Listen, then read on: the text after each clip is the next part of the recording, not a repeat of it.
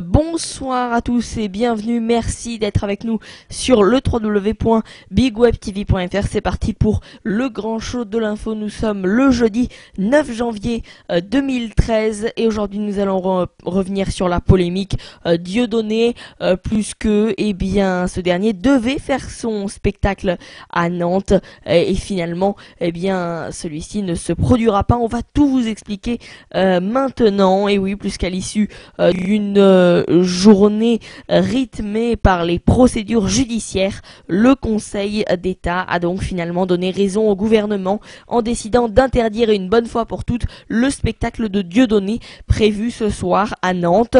Dans la matinée, le tribunal administratif, saisi en référé par les avocats de l'humoriste, avait annulé l'arrêté du préfet de Loire-Atlantique interdisant la représentation. Le Conseil d'État, la plus haute instance judiciaire du pays, a donc annulé cette décision, estimant que la réalité et la gravité des risques de troubles à l'ordre public mentionnés par l'arrêté du préfet étaient établis tant par les pièces du dossier que par les échanges de l'audience publique.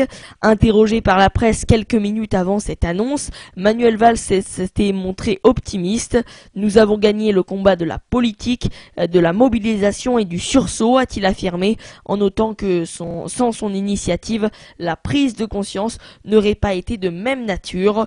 Tout le monde sait que ce geste dit de la quenelle est un geste antisémite.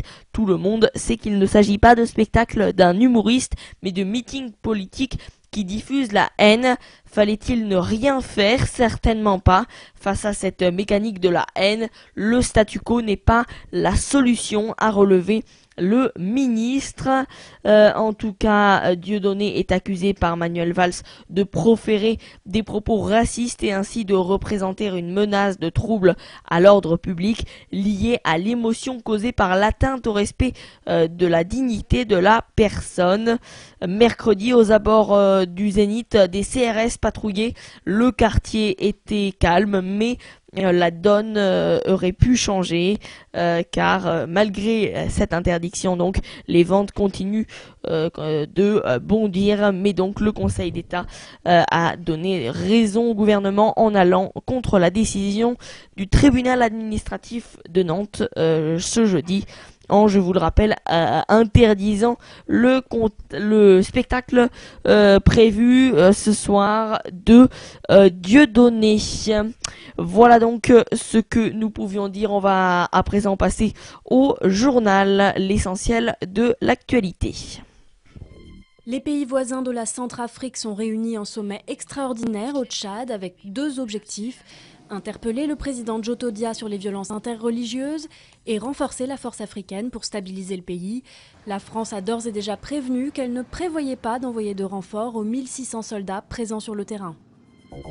Près de 1200 postes supprimés sur 3400, c'est ce qu'ont annoncé les repreneurs de la Redoute en comité d'entreprise. Mais sur ces suppressions de postes, la moitié seulement seront des départs contraints, ils s'y engagent. Le reste devrait se répartir entre départs volontaires et départs en retraite. L'usage médical du cannabis pour la première fois autorisé en France.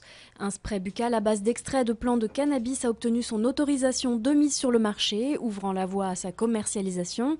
Déjà disponible en Allemagne et au Royaume-Uni, il est destiné à des patients atteints de sclérose en plaques pour soulager les contractures sévères. Le Festival de Cannes pourrait bien avoir trouvé son nouveau patron. L'ancien président de Canal+, Pierre Lescure, devrait succéder à Gilles Jacob, 83 ans, après la prochaine édition en mai. C'est ce qu'affirme Jérôme Clément, lui aussi prétendant au poste. Une information pour l'instant non confirmée par le principal intéressé et l'organisation du festival. C'est la fin de cette édition, merci à tous et toutes de l'avoir suivi et rendez-vous donc demain pour une toute nouvelle édition du Grand Show de l'info sur bigwebtv.fr. Bonne soirée.